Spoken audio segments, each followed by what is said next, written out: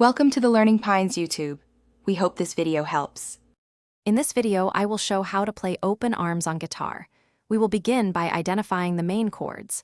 The song primarily uses G major, D major, E minor, and C major. Form these basic open chord shapes carefully. Practice transitioning between G and D, then E minor and C.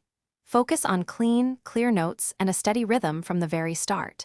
This foundation is crucial for the entire song. Next, let's tackle the verse and pre-chorus. The verse typically follows a G, D, E minor, C progression.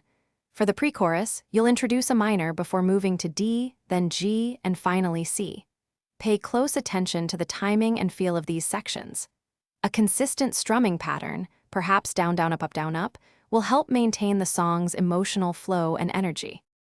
Now we move to the powerful chorus and the distinctive bridge. The chorus often repeats the G, D, E minor, C progression, but with more intensity. The bridge introduces new chords like a minor, G, C, and D, creating a beautiful contrast.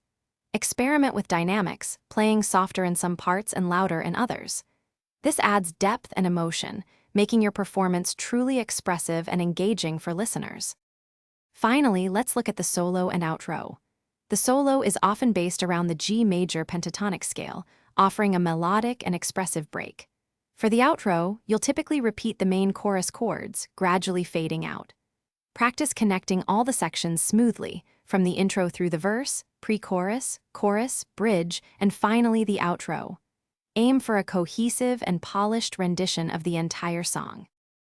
Thanks for watching. Consider subscribing if we helped you.